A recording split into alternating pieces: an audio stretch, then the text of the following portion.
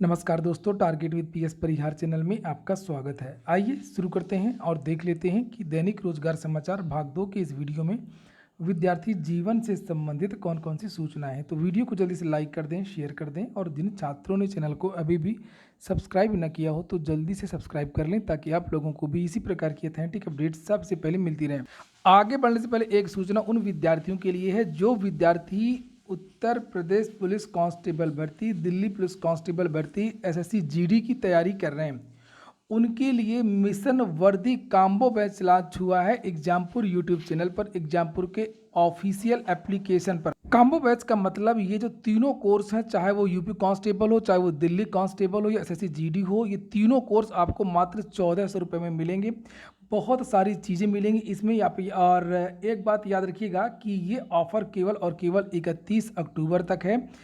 यहाँ पर मिलेगा क्या क्या, इसके बारे में जानकारी दी गई है कि 1200 से ज़्यादा लाइव आवर्स क्लासेस मिलेंगी, 30 से ज़्यादा मॉक टेस्ट मिलेंगी, प्रीवियस ईयर के पेपर मिलेंगे, बहुत सारे प्रैक्टिस क्विज वगैरह मिलेंगे, डाउट सेशन चलेंगे, क्लासेस चलेंगी, पीडीएफ नोट्स भी आपको प्रदान किए जाएंगे और फाउंडेशन क्लासेस में भाग लेने का मौका मिलेगा। करंट अफेयर की मैगजीन भी आपको प्रोवाइड कराई जाएगी और यहाँ पर कोर्स 4 से 5 महीने का है।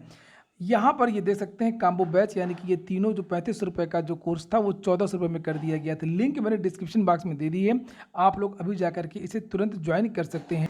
सिंगल जो कोर्स हैं वो 1100 रुपये के कर दिए गए हैं और अगर केवल ये तीनों कोर्स चाहिए तो काम्बो बैच जो 1400 रुपये में उपलब्ध करा दिया गया है। चलिए शुरू करते हैं और बात करेंगे। सबसे पहले पीजीटी अधिकतम आयु सीमा में कटौती कर दी गई है। ये आज ही का समाचार पत्र है दैनिक जागरण, लिखा हुआ है यहाँ पर 30 वर्ष से ज़्यादा उम्र वाले नहीं बन सकेंगे पीजीटी। बात हो रही है दिल्ली की, लेकिन दिल्ली की सभी भर्तियों में सभी राज्यों के जो छात्र वो आवेदन करते हैं, इसलिए पूरा देश प्रभावित होता है।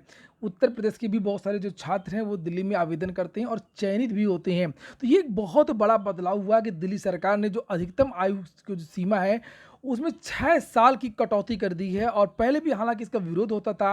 उत्तर प्रदेश इत्यादि में पीजीटी की कोई अधिकतम आयु सीमा होती ही नहीं, रिटायरमेंट तक जो है 60 साल की उम्र तक विद्यार्थी आवेदन कर सकते हैं।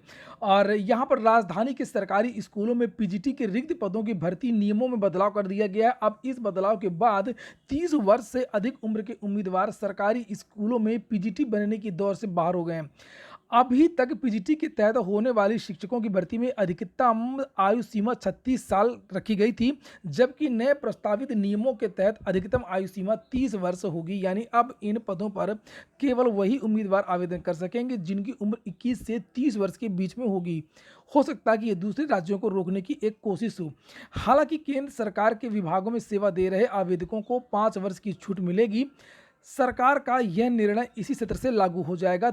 13,967 पदों पर होगी नियुक्ति। लिखा हुआ है कि शिक्षा निदेशालय के एक अधिकारी के मुताबिक स्कूलों में, दिल्ली के स्कूलों में पीजीटी के कुल 13,967 पद रिक्त हैं। इनमें से 50% पद सीधी भर्ती से भरे जाएंगे और 50% जो पद हैं वो प्रोन्नति से भरे जाएंगे। कुल 19 विषयों में होनी है भर्ती। इसके बाद में हम लोग बात करें यूपी ट्रिपल एससी की। इसके बारे में मैंने आपको एक कल वीडियो बनाया था दोपहर में शायद, और आपको जानकारी दी थी कि यूपी ट्रिपल एससी से नई भर्ती का विज्ञापन बहुत जल्द देखने को मिलेगा। और पीईटी के बारे में भी मैंने कल दोपहर में ही वीडियो बनाया था कि पीईटी की आंसर की और नई भर्ती को लेकर के नोटिस जारी हो सकती है। तो पीईटी को की जो आंसर की को लेकर है वो तो नोटिस कल जारी हो गई देर शाम को, लेकिन नई भर्ती की जो नोटिस है वो जारी इसलिए नहीं हो पाई क्योंकि कल पीईटी की आंसर की जारी की गई है और पीईटी में बहुत सारे जो छात्र हैं उन्होंने आवेदन किया था। और यूपी ट्रिपल एससी की जो नई भर्तियां हैं, मैंने कहा था आप लोगों से कि 2 भर्तियों के विज्ञापन आने वाले हैं इसी पीईटी से पुराने वाले। तो एक नई भर्ती है जिसमें लगभग 70-80 पद हैं, 85-85 के आसपास, और एक भर्ती है आपकी जूनियर असिस्टेंट। तो जूनियर असिस्टेंट की जो भर्ती है उसका विज्ञापन आने में लगभग 1 हफ्ते का समय है। और ये जो भर्ती आपकी लगभग 85 या 90 पदों की, इसका विज्ञापन आज या कल में आपको देखने को वेबसाइट पर मिल जाएगा। पदों की संख्या बहुत कम है, इसलिए इस भर्ती का कोई मतलब नहीं है क्योंकि कट ऑफ बहुत ज्यादा चला जाएगा। और दीपावली के बाद हो सकता है कि आपको जूनियर असिस्टेंट की नई भर्ती का विज्ञापन भी देखने को मिल जाए। कुछ विद्यार्थी पूछ रहे थे कि सर क्या पदों की संख्या में कटौती हुई है, तो हाँ बात सही है कि अभी कुछ पदों को रोक लिया गया है। कुछ आरक्षण इत्यादि का विवाद था, अगर वो सॉर्ट आउट हो जाएगा तो पूरे पदों पर भर्ती आएगी लगभग 4500।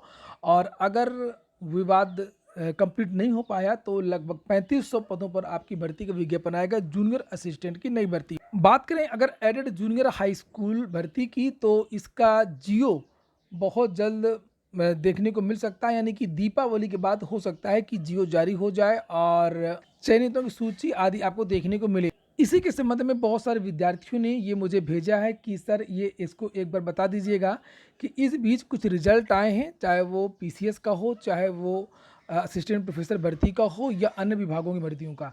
बहुत सारे जो छात्र हैं वो चयनित हो गए हैं टीजीटी, पीजीटी, DSSB इत्यादि में, यूपीएसआई, जीआईसी, एलटी, जीआईसी प्रवक्ता और यूपी ट्रिपल एससी में। तो वे सभी विद्यार्थी एडेड जूनियर हाई स्कूल भर्ती की काउंसलिंग ना करवाएं और ताकि उनकी जगह जो नीचे के मेरिट के जो छात्र हैं उनका चयन हो सके।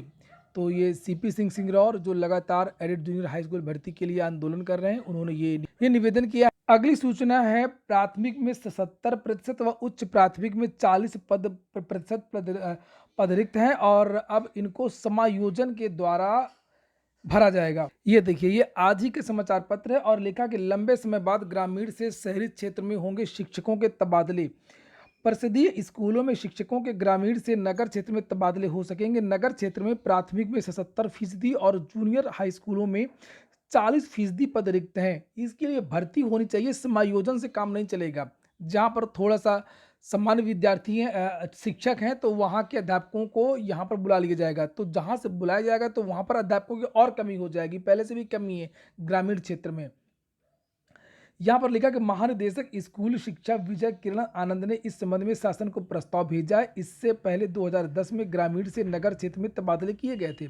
प्राइमरी स्कूलों में 11,549 और जूनियर हाई स्कूलों में 1,800 शिक्षकों के पद खाली हैं। तो सरकार भर्तियां कर नहीं रही है और समायोजन कहीं कुछ जैसे अभी आप लोगों ने समायोजन के बारे में देखा और ये आज की सूचना है कि विद्यालयों में तैनात किए जाएंगे शिक्षक साथी। अब सोचिए इस बात को कि अगर ग्रामीण क्षेत्र से शहरों में अध्यापक को ले आएंगे तो ग्रामीण क्षेत्रों का क्या होगा जहां पर पहले से ही अध्यापकों की कमी है। और अब तो प्राथमिक विद्यालयों में यहाँ पर लिखा हुआ कि विद्यालयों में तैनात किए जाएंगे शिक्षक साथी। जो रिटायर्ड टीचर हैं उनको 2,500 रुपये पर मंथ में यहाँ पर रखा जाएगा 70,000 वर्ष के वृद्धों को।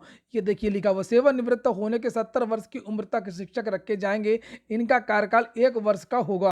अगली सूचना है आईटीआई और पॉलिटेक्निक में 30 तक प्रवेश लेने का अवसर है। जो विद्यार्थी आईटीआई और पॉलिटेक्निक में एडमिशन लेना चाहते हैं वो अभी भी ले सकते हैं। इसकी जो डेट है वो लगातार बढ़ाई जा रही है। लिखा प्राइवेट पॉलिटेक्निक संस्थानों में 90% व सरकारी में 20% सीटें रिक्त हैं। राजकीय आईटीआई में 29 और निजी में 30 तारीख तक एडमिशन ले सकते हैं।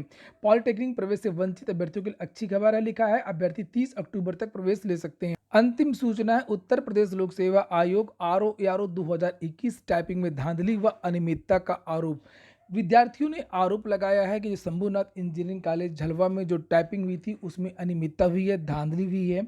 और यहाँ तक कि कुछ लोगों का ये भी आरोप है कि अलग से कुछ लोगों की टाइपिंग करवाई गई है, कुछ लोगों को सुविधा दी गई है। वहीं पर कुछ विद्यार्थियों का ये भी कहना है कि टाइपिंग की कीबोर्ड इत्यादि खराब थी। विद्यार्थियों ने कंप्लेन किया, विद्यार्थियों की मांग को अनसुना कर दिया गया। जो कीबोर्ड दिया गया था उसमें बहुत सारी समस्याएं थी पहले से ही और विद्यार्थियों ने लैब में ही हंगामा किया था, लैब में ही कंप्लेन किया था कि हमारी जो टाइपिंग की जो कीबोर्ड है वो बदला जाए, लेकिन छात्रों की मांगों को अनसुना कर दिया गया। विद्यार्थी आज उत्तर प्रदेश लोक सेवा आयोग गए इसी क्रम में ज्ञापन देने के लिए और इसके पहले भी विद्यार्थी ज्ञापन दे चुके हैं, ईमेल के माध्यम से भी अपनी बात रख चुके हैं। विद्यार्थियों का कहना है कि अनियमितता कई तरीके से हुई है, ना तो वहाँ पर बायोमेट्रिक जांच हुई है और ना ही थंब इम्प्रेशन लिया गया है, ना ही आइरिस स्कैन की गई। बहुत सारे छात्र दूसरे छात्रों की जगह टाइपिंग दे करके आए हैं। तो ठीक है दोस्तों, फिलहाल ये हो गया आज का वीडियो अगर आपको अच्छा लगा हो तो लाइक कर दें। जिन छात्रों ने चैनल को सब्सक्राइब ना किया सब्सक्राइब कर लें। पूरा वीडियो सुनने के लिए बहुत बहुत धन्यवाद।